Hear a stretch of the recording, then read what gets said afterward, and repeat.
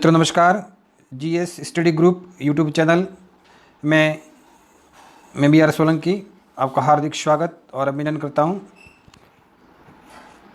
आप यदि हमारे अभी तक इस चैनल से नहीं जुड़े हो तो प्लीज़ चैनल को सब्सक्राइब करें, वीडियो को लाइक व शेयर करें। आज मैंने संस्कृत व्याकरण के महत्वपूर्ण टॉपिक संस्कृत व्याकरण का सामान्य परिचय, संधि और समास के कुछ महत्वपूर्ण प्रश्नों का कलेक्शन किया है जो विभिन्न परीक्षाओं में पूछे गए तथा आने वाली परीक्षाओं के लिए भी अति महत्वपूर्ण ये प्रश्न साबित होंगे। तो आप इस संस्कृत प्रश्नोत्तरी सीरीज में बने रहें और जितने भी यहाँ पर जो प्रश्न दिए हैं उन्हें अच्छी तरह से समझें और याद रखें। ये आने वाले विभिन्न writ, second grade, first grade के लिए अति महत्वपूर्ण है। तो चलिए शुरुआत करते हैं दोस्तों। आज का पहला प्रश्न, संस्कृत भाषायां स्वराः सन्ति। अब संस्कृत में जो भी आप प्रश्न हल कर रहे हैं, आप उसमें से जो 4 ऑप्शन दिए गए उसको प्रत्येक ऑप्शन को काटना सीखें। यदि आपने प्रश्नों को काटना, ऑप्शन को काटना सीख लिया तो आप काफ़ी हद तक प्रश्नों को सही कर सकते हैं और प्रश्न को भी अच्छी तरह से कम आपको 2 बार प्रश्नों को पढ़ना है। देखिए तो यहाँ पर दिया हुआ है संस्कृत भाषायां स्वराः सन्ति। ठीक है, अब यहाँ पर देखिए दोस्तों ऑप्शन नंबर 1 में य व रल दिया हुआ है। य व रल ये चारों अंतस्थ वर्ण है। कौन से वर्ण है?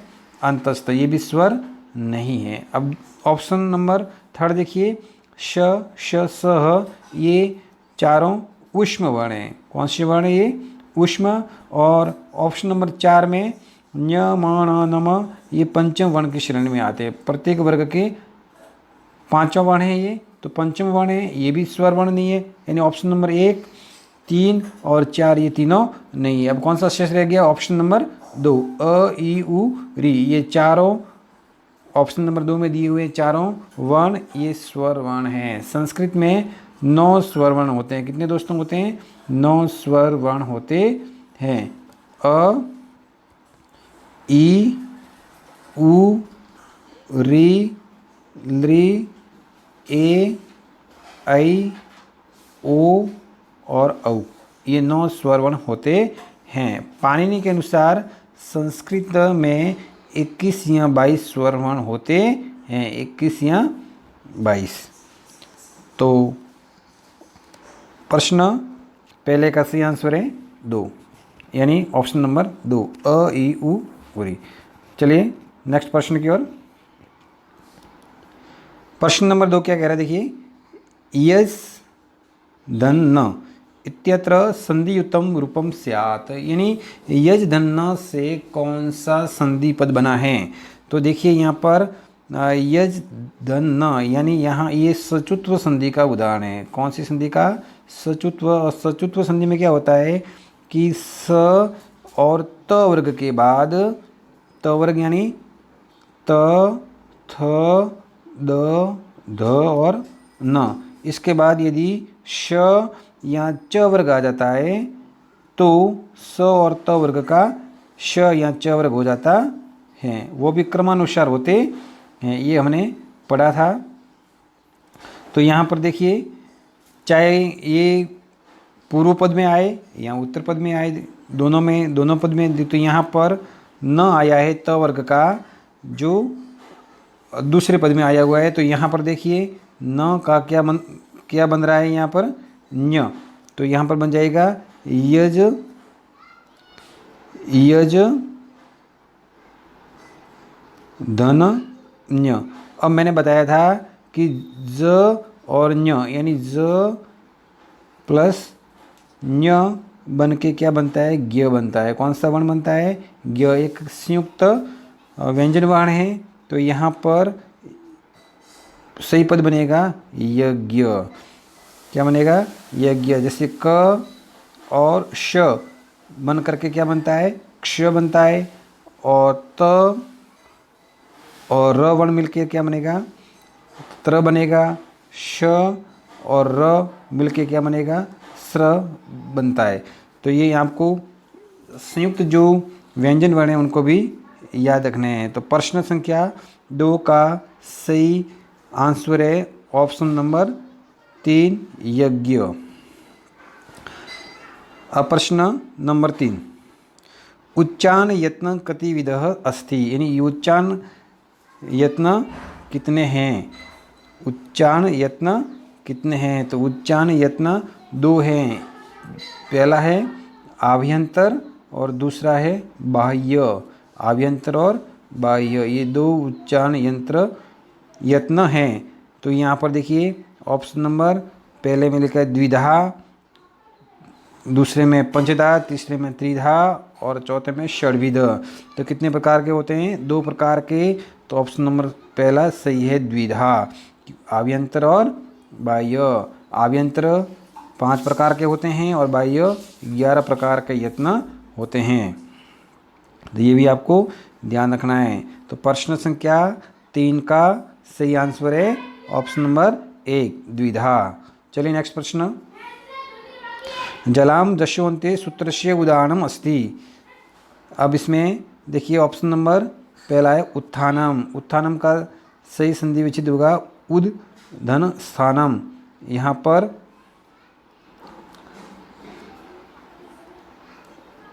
जलाम दशोन्ते के अंतर्गत ये जशत्व संधि का उदाहरण है, सूत्र है जशत्व संधि। और जशत्व संधि में किसी भी वर्ग का तीसरा वर्ण है वो तृतीय वर्ण हो जाता है, तृतीय वर्ण हो जाता है। तो यहाँ पर उत्थानम कोई यहाँ पर तृतीय वर्ण नहीं हुआ है, और क्योंकि यहाँ पर तृतीय वर्ण था द, तो यहाँ तो त हुआ है, प्रथम वर्ण हुआ है, तो ये भी ऑप्शन नहीं है। यहाँ पर देखिए वाकिश, तो यहाँ पर इसका संधि विच्छेद होगा वाक धन ईश।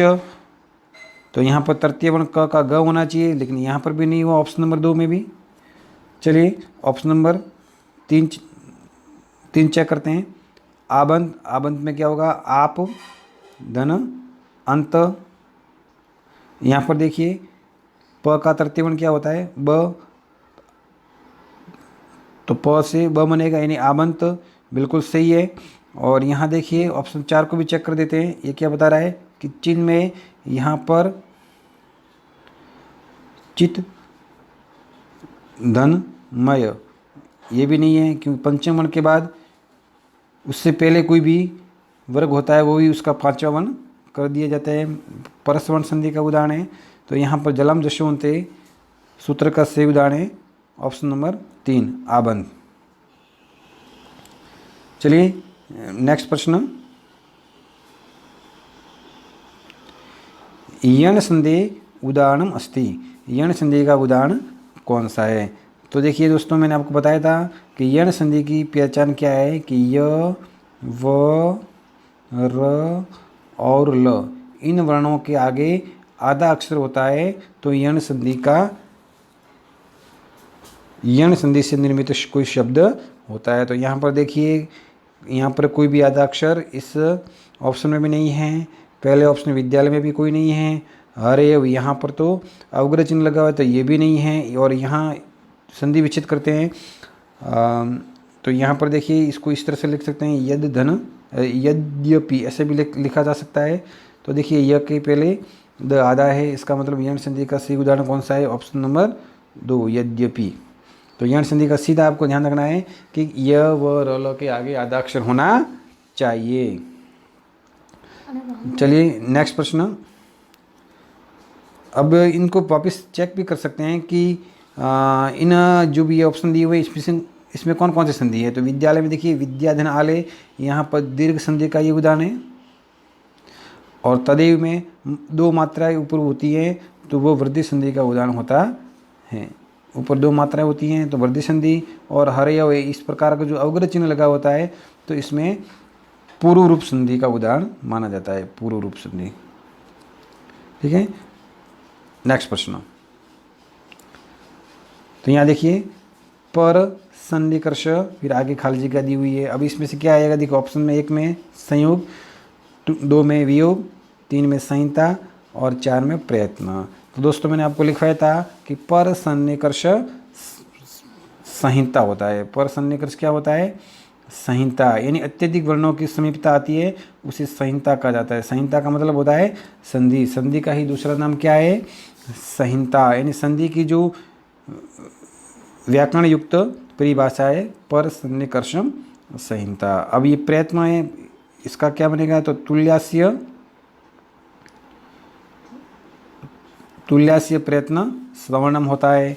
यहाँ पर संयोग है तो हलोअंतरा, संयोग इसका सही उदाहरण होता है हलोअंतरा, संयोग। तो इनको भी आपको ध्यान रखना है साथ में। तो संहिता का बनेगा पर सन्निकर्ष संहिता। तो छठे प्रश्न का सही आंसर है 3, ऑप्शन नंबर 3 संहिता। अब प्रश्न नंबर 7 देखिए, संस्कृत वर्णमालायाम उच्चारण स्थानानि वर्तन्ते। यानी संस्कृत वर्णमाला में कुल कितने उच्चारण स्थान हैं? तो संस्कृत वर्णमाला में कितने उच्चारण दिए? ऑप्शन नंबर 1 में 9 लिखा हुआ है, 2 में एकादश, सप्त या षट। तो संस्कृत वर्णमाला में 7 उच्चारण स्थान होते हैं। कितने होते हैं? 7। तो 7 कौन से ऑप्शन में? 3 में। तो ऑप्शन नंबर 3 बिल्कुल सही है। अब पाणिनि के अनुसार संस्कृत में 8 उच्चारण स्थान माने गए हैं। पाणिनि के अनुसार कितने हैं?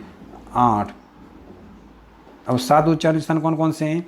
जिसमें कंठ, तालु, मूर्धा, दंत, ओष्ठ, नासिका, जीवाबुलम, ये 7 उच्चारण स्थान हैं। पाणिनि ने 9वां उरस को उच्चारण स्थान माना है, उरस। तो ये भी आपको ध्यान रखना है। चलिए नेक्स्ट प्रश्न, विसर्गस्य उच्चारण स्थानानि अस्ति। यानी विसर्ग का उच्चारण स्थान कौन सा होता है? तो दोस्तों मैंने सूत्र एक लिखाया था कि अकुह विसर्ज, अकुह विसर्जयानम कंठ। यानी अ और आ, कु का मतलब क वर्ग, ह और विसर्ज का मतलब होता है विसर्ग वाले वर्णों का उच्चारण स्थान होता है कंठ। ठीक है ना? तो अ आ, क वर्ग, ह और विसर्ग वर्णों का उच्चारण स्थान कंठ होता है। तो 8वें प्रश्न का सही आंसर है ऑप्शन नंबर 2 कंठ। ये ध्यान रखना। अब प्रश्न संख्या 9, कस्मिन् पदे दीर्घ संधि अस्ति। यानी कौन से पद में दीर्घ संधि हैं? आप देखिए यहाँ पर ऑप्शन नंबर 2 देखिए, यहाँ पर 2 मात्राएं, तो मैंने आपको बताया था ऊपर 2 मात्रा होती हैं, वो वृद्धि संधि का उदाहरण माना जाता है। तो वृद्धि संधि है तो ऑप्शन नंबर 2 भी नहीं है। अब ऑप्शन नंबर 4 देखिए, जब एक मात्रा ऊपर होती है ए या ओ की, वो गुण संधि का उदाहरण होता है। तो ऑप्शन नंबर 4 भी नहीं है। और यहाँ पावक में देखिए, पावक में आ व का उच्चारण हो रहा है, यानी अयादि संधि का उदाहरण है। तो ऑप्शन नंबर 3 भी नहीं है। अब लास्ट में बचा है ऑप्शन नंबर 1 नास्ति, यानी न धन अस्ति, न धन अस्ति। यहाँ पर न में अ और यहाँ पर अ और अ मिल करके आ बनाए और रूप बनाए नास्ति। इस प्रकार 90वें प्रश्न का सही आंसर है ऑप्शन नंबर 1 नास्ति। तो दोस्तों आप इस प्रकार ऑप्शनों को काट करके सही आंसर को आपको सेलेक्ट करना है, तभी आपका प्रश्न है वो सही हो पाएगा। और अब देखिए 10वां प्रश्न, इत संज्ञा विधायकम सूत्रम अस्ति। इत संज्ञा विधायक सूत्र कौन सा है? आप देखिए यहाँ पर ऑप्शन नंबर 2 देखिए, आदिरंत्येन संहिता। आपको मैंने बताया था ये कि ये है प्रत्याहार संज्ञा विधायक सूत्र है, प्रत्याहार संज्ञा विधायक सूत्र है। तो ये भी नहीं हो सकता, ऑप्शन नंबर 2 तो नहीं हो सकता। अब देखिए यहाँ पर ऑप्शन नंबर 1 देखिए, अदर्शनम लोप, ये लोप संज्ञा विधायक का सूत्र है, लोप संज्ञा विधायक सूत्र है। तो ऑप्शन नंबर 1 भी नहीं होगा। अब यहाँ पर देखिए तस्य लोप, जो चौथा ऑप्शन है, यहाँ देखिए तस्य लोप। अब जो हलन्त्यम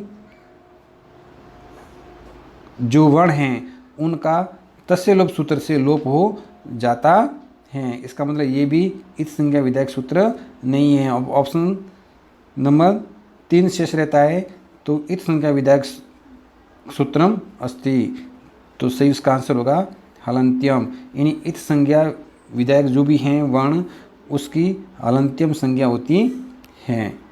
तो 10वें प्रश्न का सही आंसर है हलंत्यम, और हलंत्यम वर्णों का तस्य लोप सूत्र से उसका लोप हो जाता है।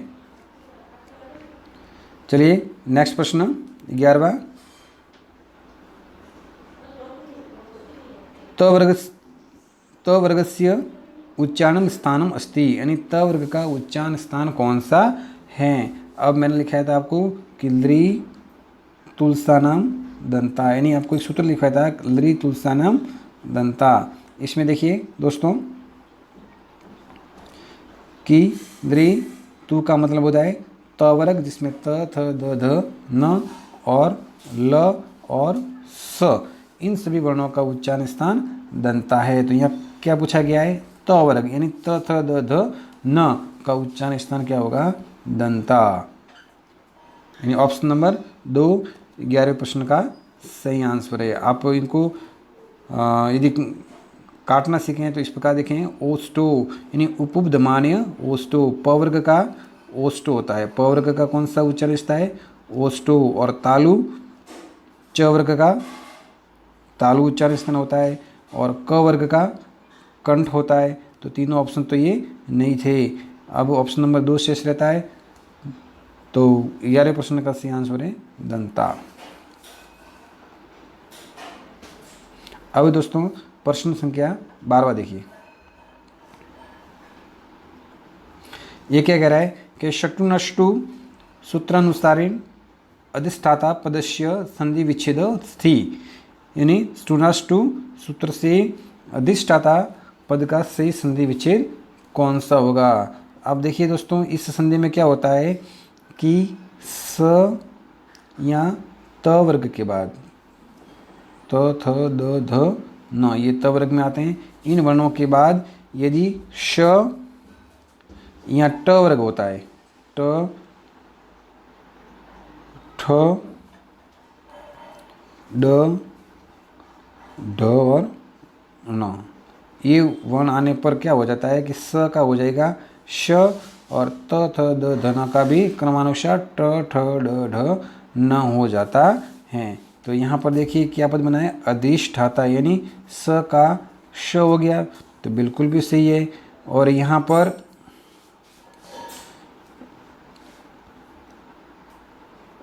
ठ ठ का क्या बनेगा, ठ किसका बन रहा है, थ का बनेगा, तो ये है। अब जब श है तो पहले दिया हुआ है तब सही रहेगा, और यह थ का ठ हो रहा है, तो इसका सही आंसर होगा अधिश धन थाता, क्योंकि श का तो सही रहेगा और थ का क्या हो गया, ठ हो गया। तो अधिश धन थाता इसका सही आंसर है। अब प्रश्न संख्या 13वां देखिए।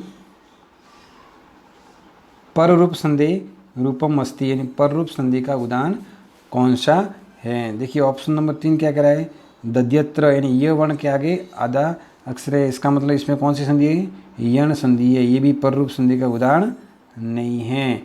अब नवुडा, नव धन उढ़ा, नव धन उढ़ा, यानी यहाँ पर ओ हो गया है, तो ये भी पर रूप संधि का उदाहरण नहीं है। ए और ओ गुण संधि का उदाहरण माना जाता है।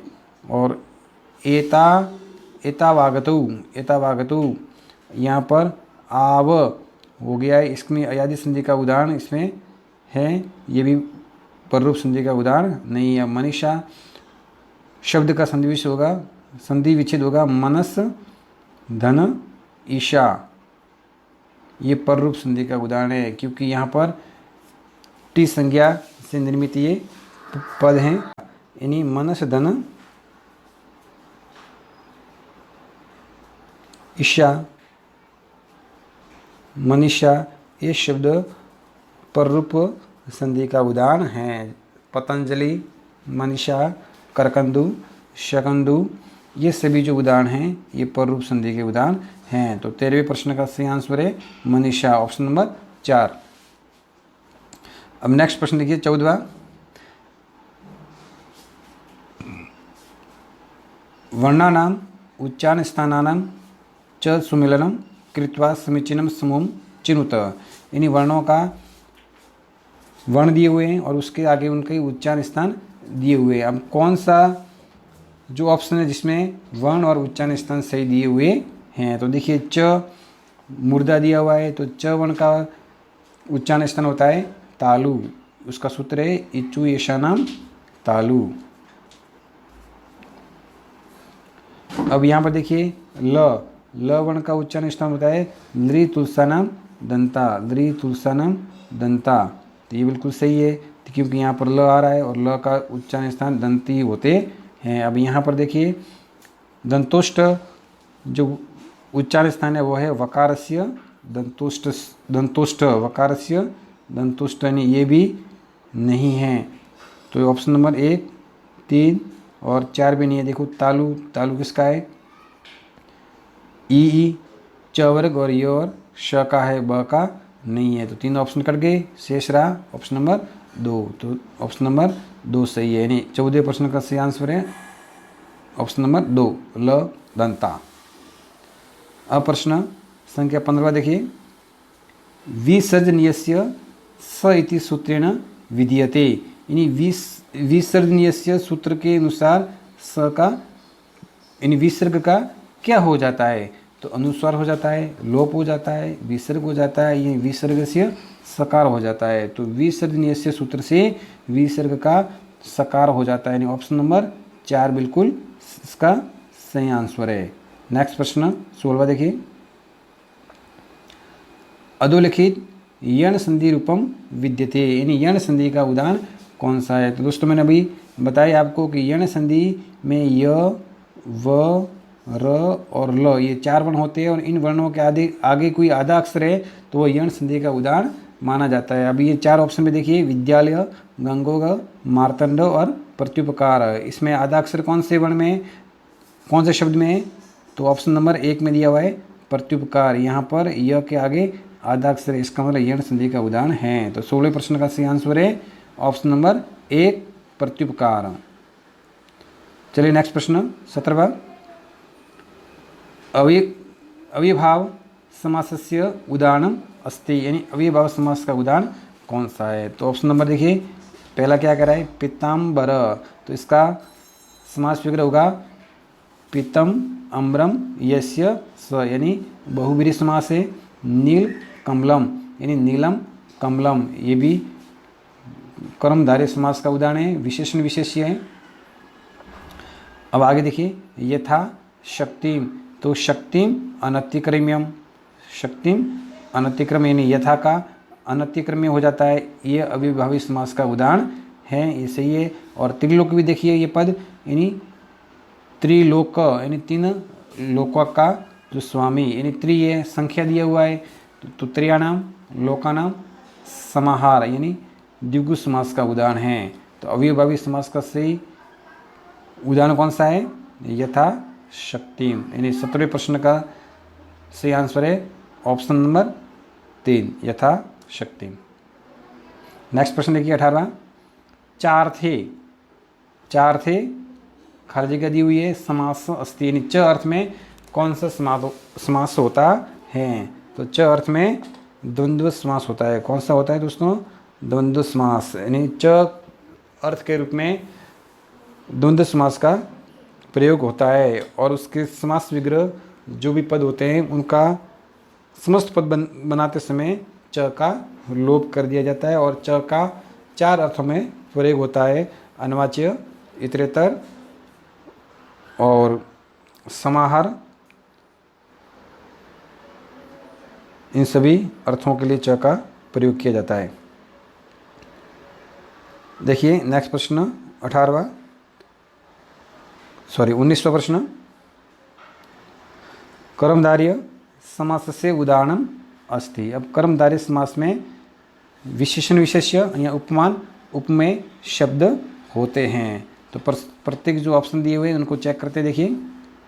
अब यहाँ पर देखिए पीताम्बरम पीतम अबरम यस्य स यानी बहुब्रीहि समास का उदाहरण है ये, यानी जिसका पीला वस्त्र हो, ये बहुब्रीहि समास का उदाहरण है। पंचपात्र या संख्यावाचक शब्द दिया हुआ है पूर्व में, तो ये द्विगु समास का उदाहरण है। और आप ऑप्शन नंबर 3 देखिए, निर्मक्षिकम यानी मक्षिका नाम अभाव या निरुपसर्ग का अभाव अर्थ में प्रयुक्त हुआ है, यानी अविभाव समास का उदाहरण है। अब शेष रहा ऑप्शन नंबर 1 पीताम्बरम यानी पीतम, अम्बरम यानी पीला वस्त्र, तो पीला विशेषण और अम्बरम विशेष्य यानी विशेषण विशेष्य दिए हुए हैं। इसका मतलब 19वें प्रश्न का सी आंसर है पीताम्बरम। और यदि पीताम्बरः हो गया तो ये अभी बहुब्रीहि समास का उदाहरण माना जाता है। चलिए प्रश्न संख्या 20, द्वंद्व समासस्य उदाहरणम अस्ति, यानी द्वंद्व समास का उदाहरण कौन सा है। द्वंद्व समास में समास विग्रह करते हैं तो च शब्द को लगा दिया जाता है। तो देखिए यहाँ पर ऑप्शन नंबर 1 क्या कह रहा है, दशानन यानी 10 आननानी, यस्य से इसका समास विग्रह है, यानी जिसके 10 मुख हैं, यानी रावण के लिए यानी अन्य पद भी यहाँ पर प्रदान है, बहुब्रीहि समास का उदाहरण है। 10 पात्रम यह संख्यावाचक शब्द दिया हुआ है, यानी 10 दशानाम पात्राणाम समाहार, तो यहाँ पर द्विगु समास का उदाहरण दिया हुआ है ये। और ये देखिए यहाँ पर वाक तवचम, वाक तवचम, वाक च त्वच च, यानी ये द्वंद्व समास का उदाहरण है, क्योंकि यहाँ पर वाणी और त्वचा, वाणी और त्वचा इसका जो समास इस प्रकार बनेगा, वाक च त्वच च। और महापुरुष का समास विग्रह बनेगा महान च अश्वो पुरुष, ये कर्मधारय समास का उदाहरण है। तो 20वें प्रश्न का सी आंसर है वाक तवचम, ऑप्शन नंबर 3। नेक्स्ट प्रश्न 21वां देखिए, समास कति विधा संति, यानी समास कितने प्रकार के होते हैं। तो देखिए समास मुख्यतः तो 4 प्रकार के होते हैं। मुख्यतः कितने प्रकार के होते हैं, 4 प्रकार के होते हैं।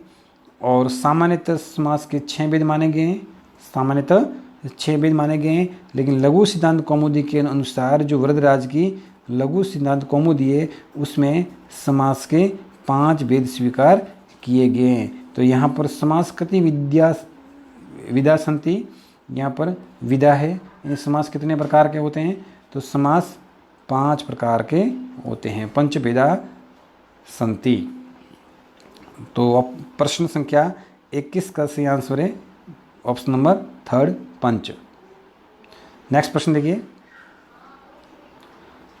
बहुव्रीहि समासस्य क पद प्रधानौ अस्ति। यहाँ पर देखिए ऑप्शन नंबर 1 पूर्व पद। पूर्व पद कौन से समास का प्रधान होता है, अव्ययी भाव समास का पद, अव्ययी भाव का पूर्व पद प्रधान होता है। अब उत्तर पद किसका प्रधान होता है, तत्पुरुष समास का उत्तर पद प्रधान होता है। तो ऑप्शन नंबर 1 भी कट गया, 2 भी कट गया। अब यह 3 देखिए अब, तो ये तो हो ही नहीं सकता। अब कौन सा बचा है, ऑप्शन नंबर 4 यानी अन्य पद। तो 22वें प्रश्न का सही आंसर है कि बहुब्रीहि समास का क पद प्रधान हो, अन्य पद प्रधान होता है, यानी ऑप्शन नंबर 4 सही आंसर। 23वां प्रश्न देखिए, अपुत्र अत्र समास, यानी अपुत्र इसका समास विग्रह होगा न पुत्र, न पुत्र। तो यदि न यानी अ का जब न होता है तो न तत्पुरुष समास माना जाता है। तो ये अब्राह्मण न ब्राह्मण, असत्यम न सत्यम, यानी न पूर्व में लिया जाता है, अ का न हो जाता है तो वो न तत्पुरुष समास माना जाता है। तो 23वें प्रश्न का सी आंसर है ऑप्शन नंबर 2 न तत्पुरुष समास। अब प्रश्न संख्या 24, पाणिपादम अस्य विग्रह वर्तते, यानी पाणिपादम शब्द का सही समास विग्रह कौन सा है। तो यहाँ पर देखिए ऑप्शन नंबर 2 दिया हुआ है, पाणि च पादौ च तेषां समाहार। पाणिपादौ सही समस्त पद का सही जो समास विग्रह है वो है ऑप्शन नंबर 2, पाणी च पादौ च तेषां समार, यानी हाथ और पैरों का समूह। प्रश्न संख्या 25 देखिए, चोर भयम पदस्य विग्रह क्या होगा। अब चोर भयम, भय अर्थ में पंचमी विभक्ति होती है, तो यहाँ पर देखिए पंचमी विभक्ति का कौन सा रूप है, तो यह चौरस्य में षष्ठी है, चौरेण में तृतीया है, चोरों में प्रथमा है और चौरात यहाँ पंचमी विभक्ति का उदाहरण है। तो ऑप्शन नंबर 4 इसका सही आंसर है कि चोर भयम पदस्य विग्रह होगा चौरात भयम। नेक्स्ट प्रश्न 26 देखिए, माहेश्वर सूत्राणि सन्ति, तो संस्कृत में माहेश्वर सूत्र कितने हैं, तो कितने 14 माहेश्वर सूत्र हैं। तो 14 के लिए यहाँ कौन सा दिया हुआ शब्द, चतुर्दश। तो 26वें प्रश्न का सही आंसर है ऑप्शन नंबर 2, चतुर्दश। 27वां प्रश्न देखिए, वार्तिकों की रचयिता कौन है, यानी वार्तिकों की जो रचना है वो किसने की है। अब देखिए यहाँ पर ऑप्शन नंबर 1 पाणिनि, पाणिनि ने किसकी रचना की थी, अष्टाध्यायी की, किसकी, अष्टाध्यायी की रचना है जो पाणिनि ने की है। इसके पश्चात भट्टोजी दीक्षित ने सिद्धांत कौमुदी की रचना की है, किसकी, सिद्धांत कौमुदी की रचना भट्टोजी दीक्षित ने की है, यानी ऑप्शन नंबर 1 और 2 तो बिल्कुल है ही नहीं। अब पतंजलि, पतंजलि ने महाभाष्य की रचना की है, महाभाष्य, तो ये भी नहीं है, 3 ऑप्शन कट गए, बचा है पीछे चौथा ऑप्शन कात्यायन, तो ये इस प्रश्न का सही आंसर है, यानी वार्तिकों की रचना है वो कात्यायन ने की थी। तो इस तरह से दोस्तों प्रश्नों के ऑप्शन को काट करके आपको सही प्रश्न का चयन करना है, तभी आपका जो प्रश्न है वो सही हो पाएगा। अब प्रश्न संख्या 28वां देखिए, एंगी पर रूपम संधि का उदाहरण कौन सा है। तो एंगी पर रूपम में क्या होता है कि अ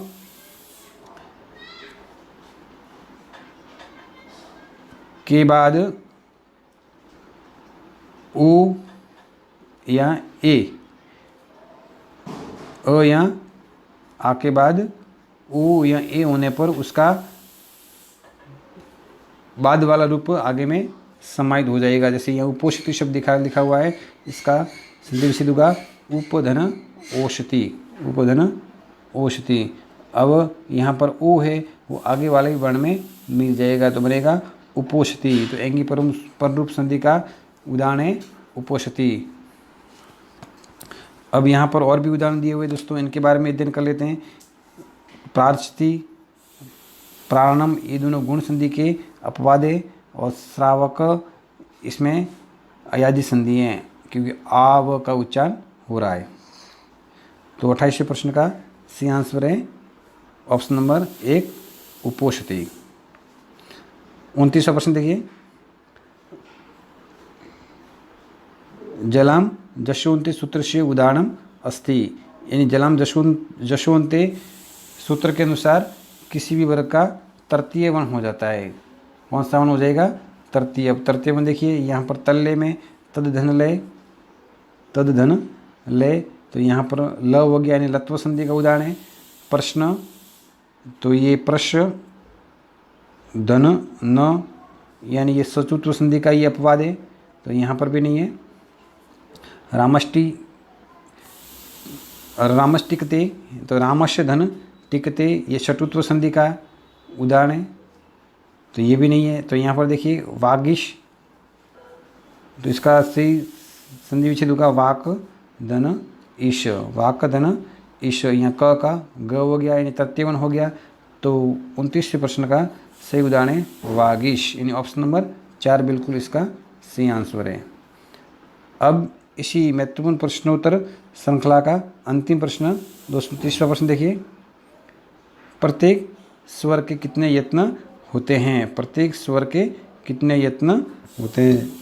अब देखिए, तो प्रत्येक स्वर के 4 यत्न होते हैं, चाहे कोई भी वर्ण हो उसका एक आभ्यंतर यत्न होता है। आभ्यंतर यत्न, प्रत्येक वर्ण का एक ही आभ्यंतर यत्न होता है, तो स्वर वर्ण का भी एक हो गया।